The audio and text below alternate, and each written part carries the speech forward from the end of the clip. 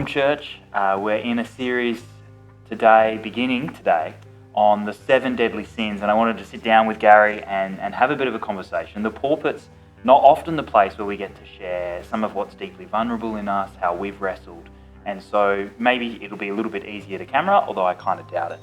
I want to begin. Our first one is going to be on pride, and so I want to just sort of puff Gary up for a moment to mention when he first came to this church. Actually, the first Sunday there was less than 30 people. I think 14, was it? Yeah, 16, I think. 16, there you go.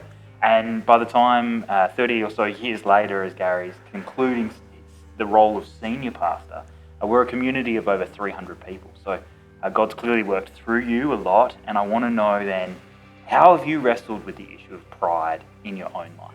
Yeah, pride's a very subtle thing, and it varies according to your circumstances and to your personality.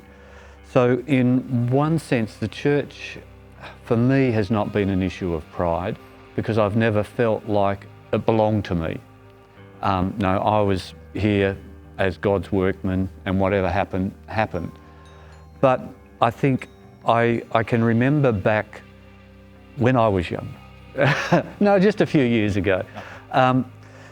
John, in 1 John 2, talks about the pride of life. And I can recall being in that space when you feel energetic and capable, and you've just got, the drive to do stuff, and you think, hey, I can do this.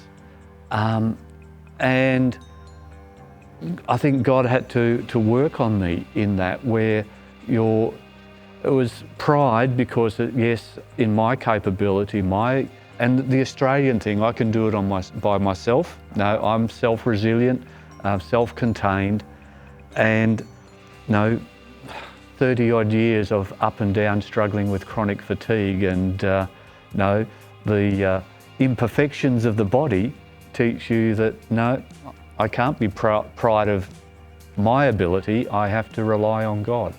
And that's a long, hard lesson to learn. But God has to grind pride out of all of us in one way or the other, and I think that's the way He's had to grind it out of me.